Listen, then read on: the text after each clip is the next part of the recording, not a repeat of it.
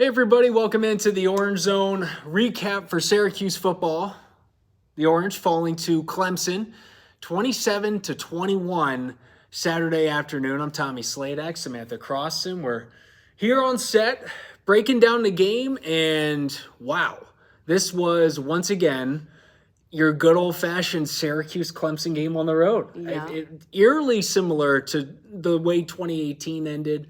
Right off the bat, if you were watching or in case you missed it, the big story in the beginning, Syracuse dominated 21-10 at halftime, turnover. Second half, Orange offense had a whole lot of nada. Tiger defense came alive and really just shut them down. And here we are where the Orange picking up their first loss of the season. I don't see them moving back too far in the top 25. End of the day, they were going against the number 5 team in the country. So, Sam, you watched the whole game. What are your thoughts? I was sitting next to you. I mean, this is a strange feeling. It's weird. It's the first time that we've actually felt this all year together. It's of course a different feeling, but I think that there are going to be a lot of takeaways from this. We'll talk about it in our Orange Zone podcast, but I don't feel that Syracuse took a step back today. I don't think, though, either that they played a complete game. And I think that there are probably a lot of unhappy guys in that locker room, particularly looking at that second half offensive performance. And were there other factors? Sure, and we'll get into it, some of the penalties and whatnot. But when I'm looking at that game, my biggest takeaway is that Syracuse could have won this game, maybe even should have won this game.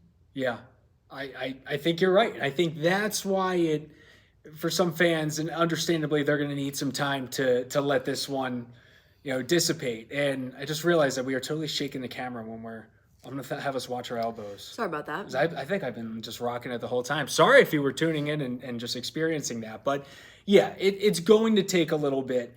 And it shows you that that they played a pretty darn good football game for most of that game. If fans are upset with it ending 27-21 win, the Tigers came in as a 13.5 point favorite, 14-point favorite once again. A lot of people completely ruled this team out.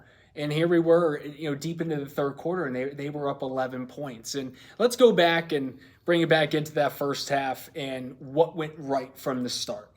And DJ Uyunglele, not pretty, ends up getting benched for a portion there for the true freshman to come in. And the defense on the Syracuse side just seemed to have his number. He never looked comfortable. And despite Clemson going up on that first score, Schrader in the offense came right down. Sean Tucker, nice little pass, Schrader to Tucker to make it a 7-7 game. And I think the real turning point, Sam, was Jahad Carter not only had that interception, but a 90-yard fumble return. I mean, that was a moment in Death Valley. I mean, he today, on top of that, 9 total tackles for Jahad Carter. What a day. And it wasn't actually just Carter. I mean, this entire SU defense, they always talk about the mob mentality. I couldn't get enough of them. I still can't. And I was looking at, just some of the stats, something that really stuck out to me. Listen, Syracuse had 93 tackles on the day. Clemson had 50. SU had almost double the amount of tackles. And again, just so many different people who contributed today. You had Mikel Jones, he had 12 tackles. Isaiah Johnson, 9 total tackles. There were so many names. And one thing I will say about this defense is that I do believe they have depth. I mean, we saw a lot of injuries today, whether it was, just for a couple of plays and whatnot.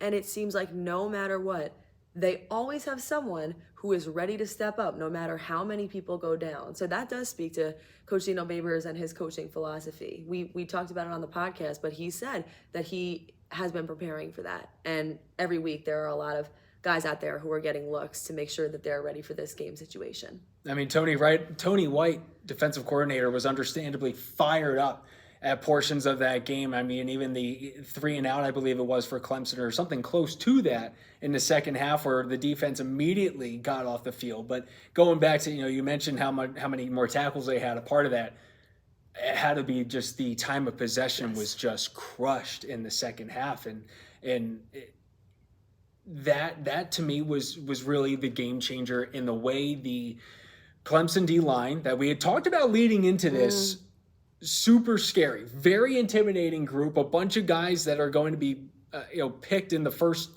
day or two of the draft come next spring, and they came alive. And Syracuse was struggling to protect Garrett Schrader. That's where the holding penalties started. The false starts got going. And one of our biggest, your biggest key to the game predicting this one was if they could limit the penalties, things are going to go their way. And you were spot on.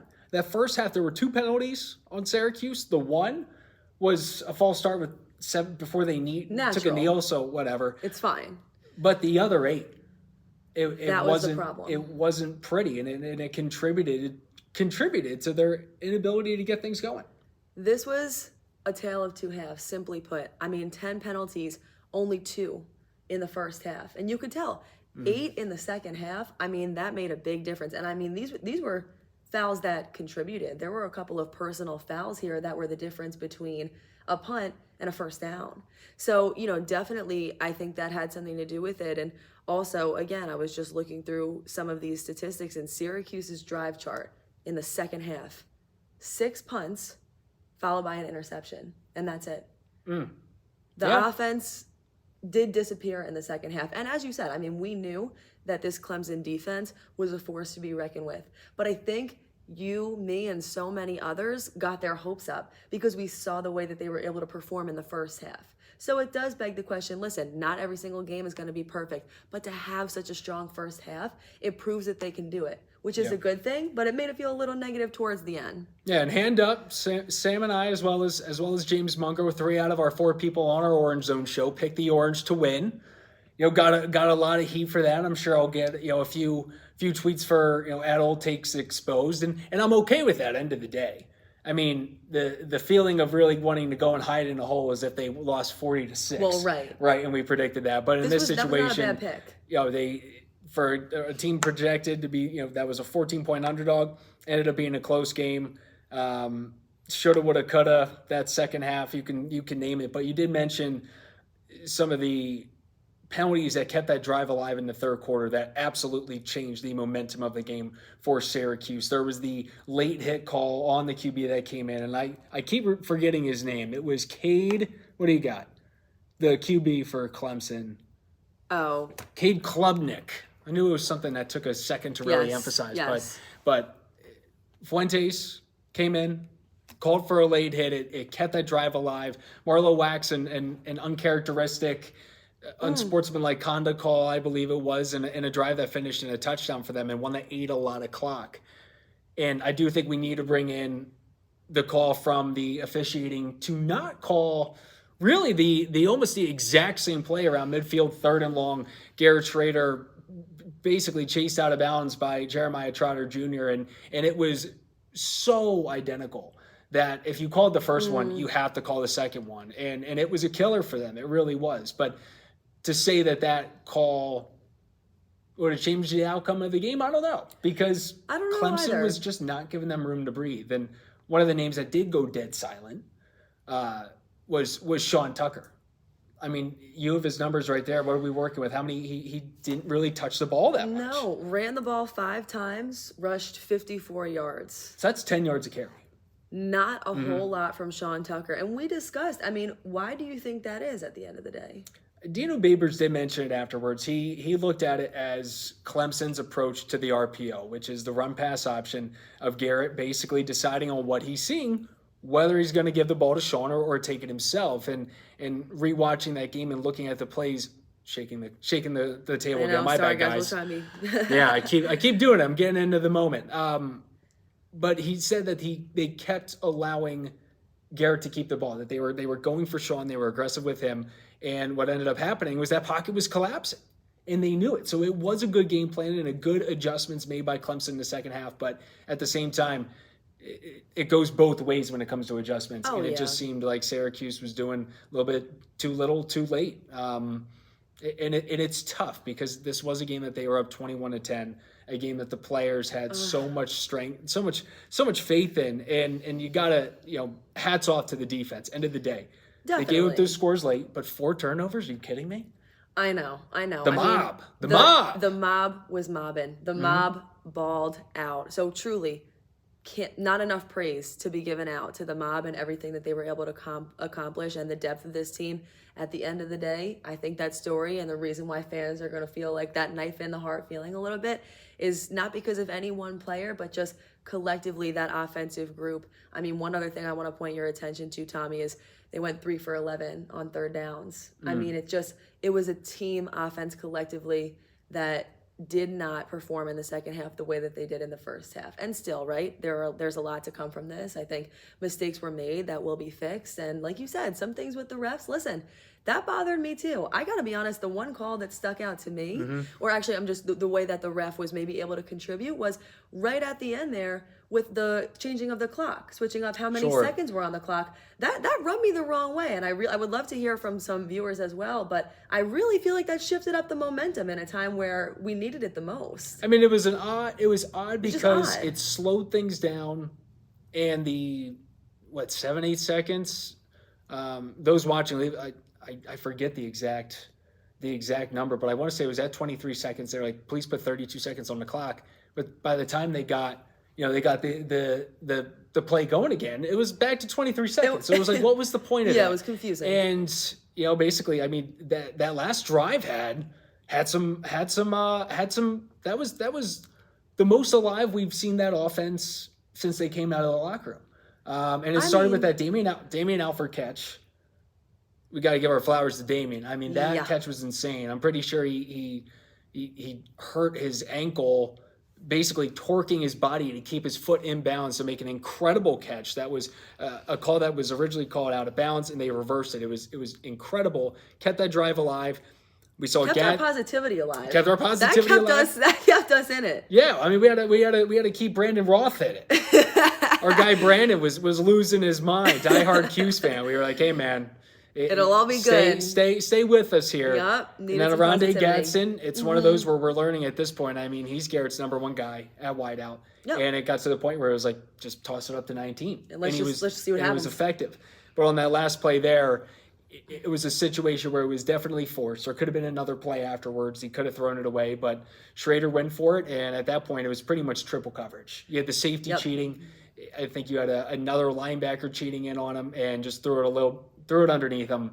Wasn't a good play, but end of the day, it was a drive that ended, and Syracuse coming away with the loss. But again, it stings with how it ended because it was a game they were winning 21-10. This was in a place where it was nearly the same as 2018. They were up 9 points at halftime that year. But 2018 ended up being a pretty great year. Yes. And listen, at the end of the day, I mean, my closing note on the Clemson game, and there's only so much at some point, and I hope that this team, you know what I mean, move forward in practice. There's a lot of season left. This is a great team. But I think, listen, it would have been better to win this game.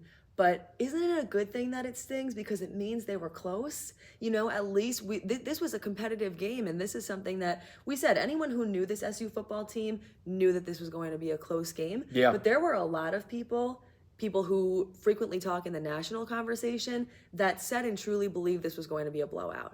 So people that cover the team the closest, and the community and the 315 people that follow the Orange, and the players all said it was going to be a game. And so that tells you something, because I think everyone here is kind of on the same page in that these guys are, they mean business this year. They really do. And end of the day, they're 6-1. They're still going to be going to a bowl game. Yep. And it's a chance to still make this a season to remember. Happens this Saturday, or next Saturday, I should say, October 29th. We're back here at the Dome. Schedule's actually right behind us. 2 home games left, guys. Yep. Kind of crazy that we've already had 5. But we got Notre Dame on October 29th. So we'll be seeing, I'm sure by the time you're watching this, we'll know if it's going to be a noon or 3:30 start. Yep. Kind of fine with either. We'll see how it plays out. I'm cool with either.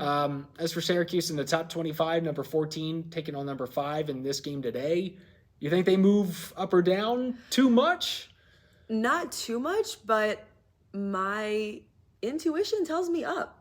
Interesting. I think up a couple places. I really think that they proved something today, really made a statement, really stayed with Clemson the entire game and proved that they should be in this national conversation. So congrats to SU on proving a lot of people wrong. I think they should move up a couple slots. Yeah, we'll see. I think it obviously depends on how the other teams do around them. Sure. Also depends on the way the voters and both the coaches and AP look at this. Some of them, I wouldn't be surprised if they move Clemson out of 5 because of this. Yeah. But others will maybe look at it more as a respect for Cuse and not a diss on Clemson. So we shall see. I think they'll definitely still be ranked. That's for sure. Oh, yeah. Where exactly? We're going to find out. But thanks for tuning in. New Orange Zone coming out this Wednesday. James Mungro joining us as always. So it'll be exciting times as we look forward to Notre Dame, which is going to be another, I think, electric atmosphere at the Loud House. Fighting Irish fans, they're everywhere. They travel well. And end of the day, this Cuse fan base, despite how much this loss probably stung today, they're bought in. Oh, yeah, 100%. So thank you guys for tuning in. We appreciate it. Yeah. And go Orange. Yeah, get some wings today. We did. It was a great call. See ya.